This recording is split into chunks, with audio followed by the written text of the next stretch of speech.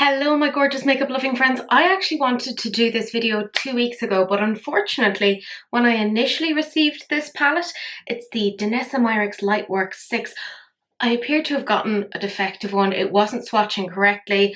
I had a couple of issues, but now I've got a new one. So I know this is a little bit later than what we might have liked, but today's video is swatching Sundays, and I am struggling to open this, but there you go, of this palette. So there's 18 shades. The major thing about this is obviously there's multi-chromes. However, she's basically kind of marketed this as being a sort of a transformative palette. So there's satin shades in here that can be layered to give you a particular sort of a makeup effect.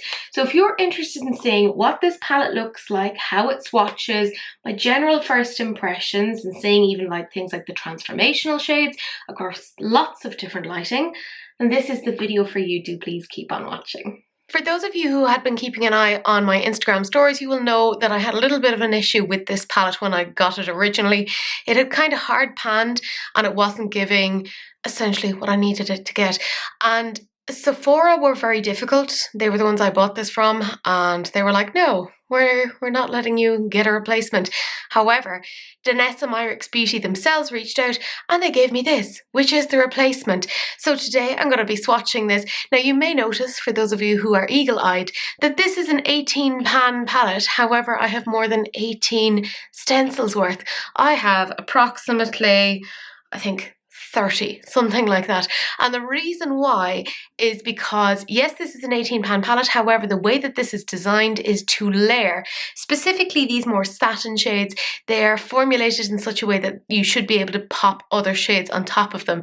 So today I'm going to be layering these and going through each of these. I could talk about the palette itself and how you can take each of these out and you can rearrange, but anyone who knows anything about this already knows that this is the case. So today it is just simply swatching. Right now I have one ring light at a 90-degree angle, I have two box lights, and I have no other source of light on. And I will be showing this across lots of different lighting conditions to get a better idea. So let's just get straight into it. And these are the first four shades, and straight away I noticed the difference when I have this palette versus the original one. A lot creamier, a lot more emollient. Obviously these satin shades, they take a little bit of building up, but that's nothing major. They're meant to kind of layer like that. So let's swatch those. As an FYI, I will obviously be building these up as well, but you can see good pigmentation straight away. Oh my God, like when I was swatching the original one, I was like, what is going on? This is not Danessa quality at all, but look at that. Stunning.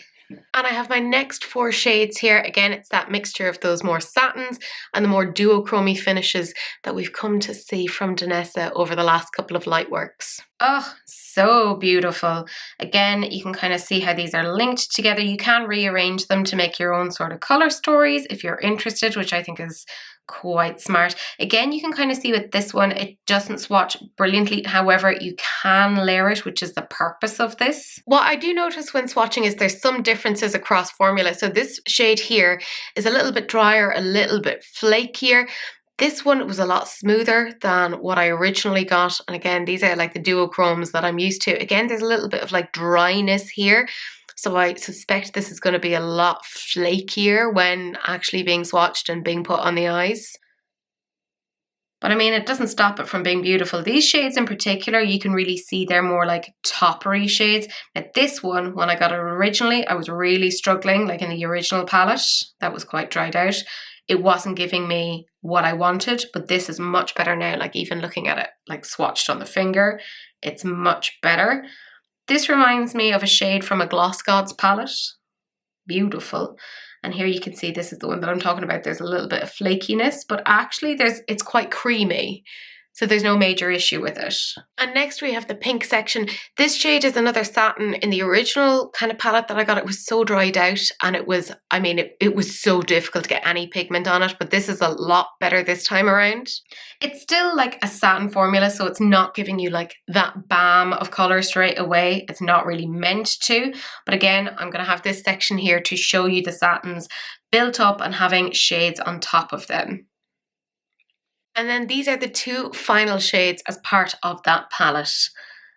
Again, the duochromy ones are just like really like gorgeous. You don't really have to do much with them, but the satins you do have to work up. So what I've done down here is taking some of those more satin shades and I've swatched them here, 2 of each one. So this shade, this shade, this shade, this shade, and this shade. I initially thought that these 2 pinks were a little bit too tonally close together, but actually seeing them together, I'm like, I can see the differences.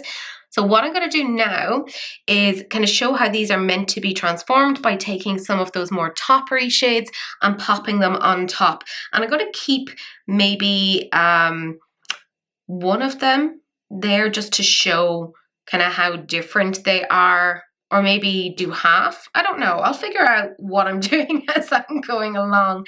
But I'm going to take maybe this shade here first. It's very, very pretty, and pop it on top of that more like burnty orange to show how it can transform it. So that's obviously, I think this shade here, and you can see how it's transforming here to make it something a little bit different. I might actually, yeah, I'll take another one as well, just from another quadrant to show how different it is. You can see the original shade up there, like we don't need to keep it for reference. And here we're seeing how it's transformed there as well. Yeah, I mean, I think that's quite a fun way of doing it. Why not? Like, it's makeup. It's not that deep. Got to take that same shade there and pop it on top of that blue. You can see how it kind of changes things. I might take that same one again from the top and pop it on top here. So we're getting something a little bit different. It's meant to be something that transforms it. I'm going to take maybe this shade down here. It's more of a pink, and pop it on top of that purple. That's really interesting. And then maybe take that shade as well, that more bluey one, pop it on top of the purple. You can kind of see how they're transforming, and you're getting a couple of different shades as a result of that. Trying to make sure that my fingers aren't contaminated. This is really pretty. So I'm going to pop that on top of the kind of paler pink. I'll pop it on top of that deeper pink as well, just to show the difference. You can kind of see a little bit of a difference. Nothing major, but it's there. And I think I'll take, ooh, it's hard to choose. Maybe this one. Yeah, it's a little bit more of a cream formula, and pop that on top of this one. You can see how it makes it a little bit more peachy. And I might take this shade and pop it on top and make it a little bit more frosty. So I'm hoping that at the end there I've kind of shown how those satin shades can kind of transform, but we are now left to the point where I can take this off and see what sort of a fabulous mess I've made for myself. Oh, okay, I like this. Obviously, this has pleased me quite a bit, particularly here, seeing the transformation shades. So up here is like the original 18, and here is what essentially your potential is. So as I said before, I have 1 ring light on, 2 box lights, and there's nothing else going on here.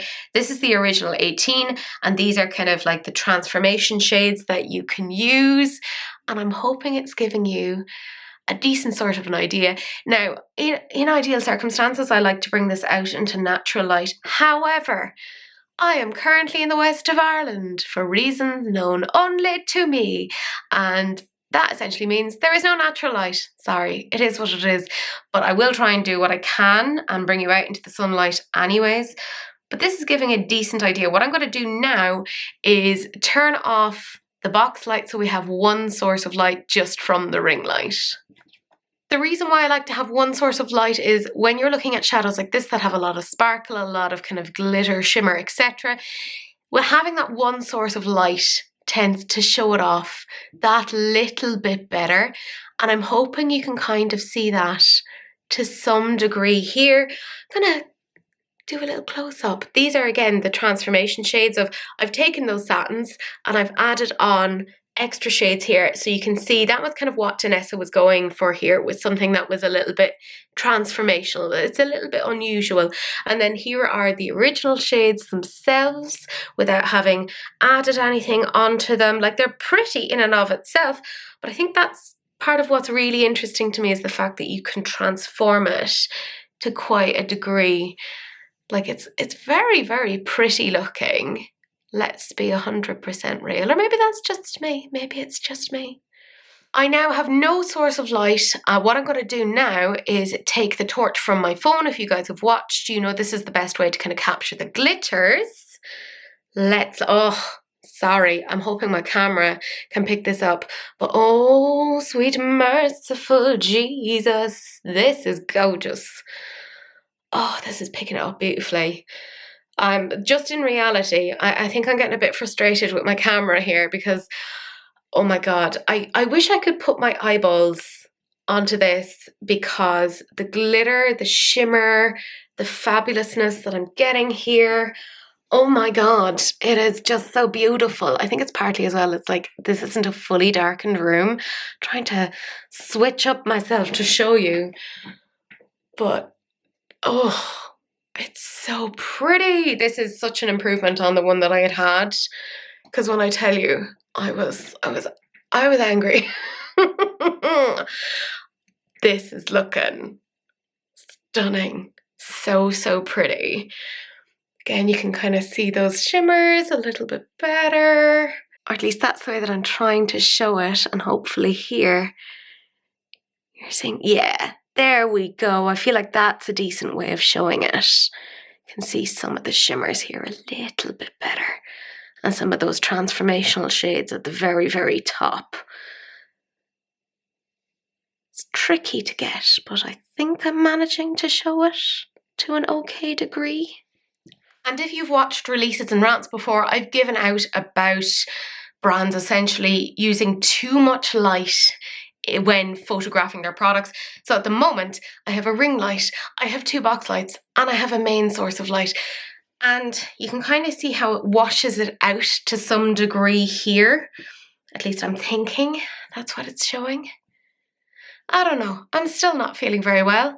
So it's hard to tell, but I think it does wash it out and you can't see quite that level of pigmentation that you get in the other photos, which does just show you need to see these across lots of different lighting to get a really good, accurate interpretation of what these actually look like.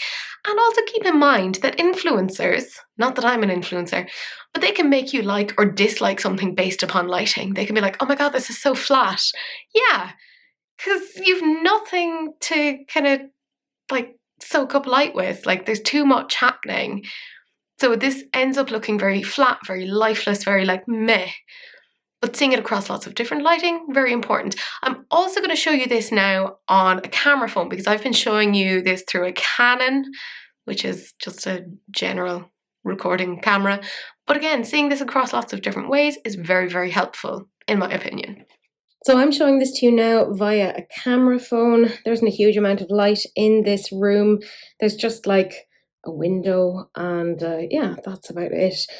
But you can kind of see a lot of the metallic-y finishes here.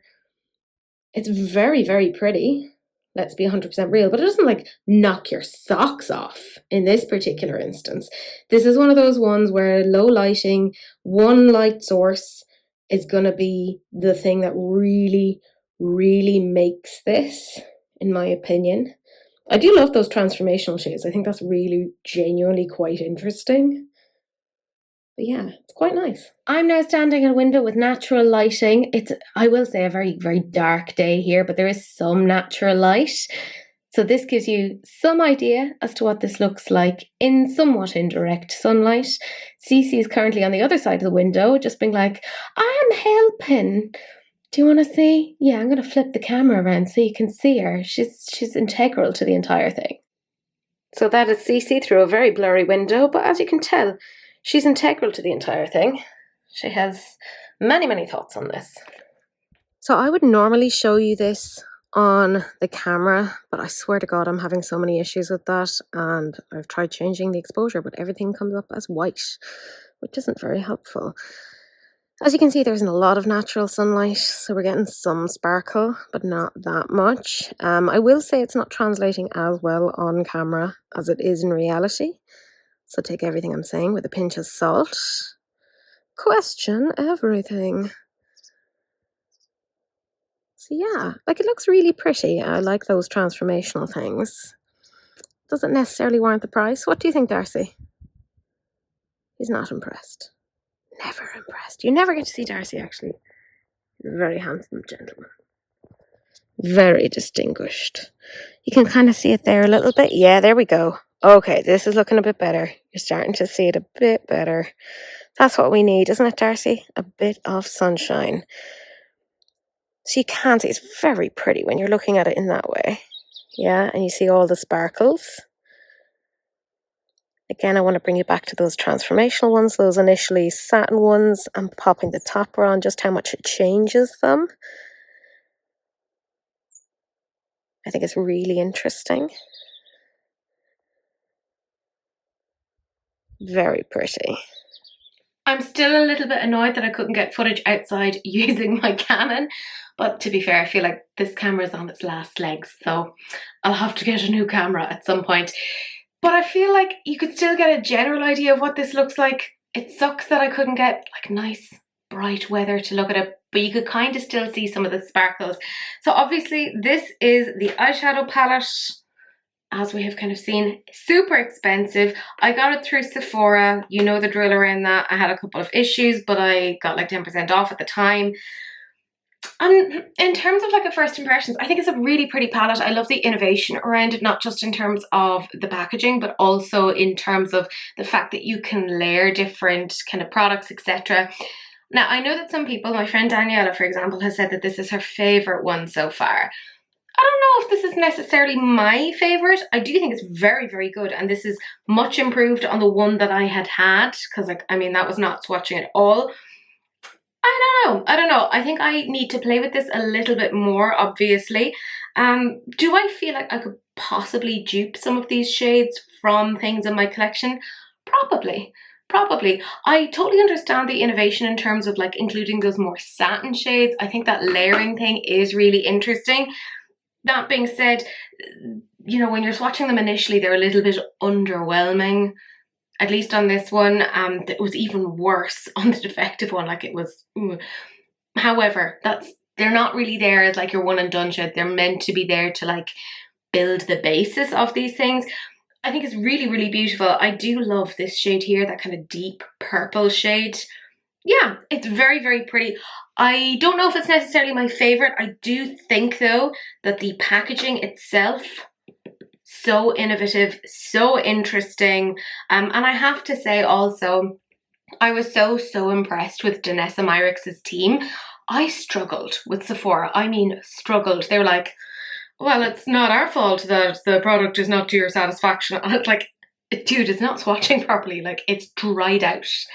I don't know what happened, if it was stored incorrectly, but also weirdly when I got it, the palette comes with this little pouch that you can put the little mini palettes into, but when I got mine from Sephora, that wasn't there and it was packaged very, very differently. So I don't know what the story was there, but I have to say, Danessa Myricks' team, they were so proactive. They contacted me because I just kind of put it into my stories about how I was disappointed, but I have to say I was just really impressed with that level of customer service. So for me, I've had a couple of issues in the past with Danessa Myricks before. If you guys have seen me before, I talked about the Groundworks palette. That was a disaster. I'm not buying any more of those, but I've always enjoyed the Lightworks. And when I got the defective palette, I was like, oh my God, that's it. I'm done now with the brand. But seeing them be so proactive really does make me feel a lot better in that sense. The palette itself, really fabulous, really, really pretty, and I've enjoyed kind of swatching it and kind of playing with it. I don't know if you guys want to see a video on this. I don't think I can do like just this eyeshadow palette. I'd have to use like other things with it, but that's kind of the point of these. It's like you're not meant to do like complex structured looks with this. Like they are very like ethereal, like that's like editorial, which I think is really, really interesting. It makes me go out of my comfort zone because I like very structured things and I'm trying to learn to do something a little bit different. I'm not going to tell you like whether or not you should buy this because it's crazy amounts of money, and it's more up to you as to whether or not you would feel like this is the sort of color story that you would find interesting, useful, etc. Do I think that this is something that you need? No, simply just because I don't think there's really any makeup product that anybody needs. Let's be 100% real. And there's this whole thing around subjectivity of I might love something and you might be like, oh, what the hell is that? Right? I'm not going to tell you what to do or what not to do, etc. But I'm really interested in hearing what you guys think. Were you impressed with the swatches of the palette? Were you maybe underwhelmed? What's the general consensus here? Do you think that this could be duped by existing products? Not necessarily from Danessa Myricks herself, but maybe from other brands. Because let's be real, it's always good to kind of shop what you have or look at existing brands rather than running off and purchasing something unnecessarily. But my gorgeous friends, that is it. Thank you so much for watching. Do please like, comment and subscribe. Turn on that notification bell and do please share, because sharing is caring, except of course for STDs, in which case, just wrap it up. Don't be gross, but that's it. That's the end of the video and I will see you guys in the next one. Bye.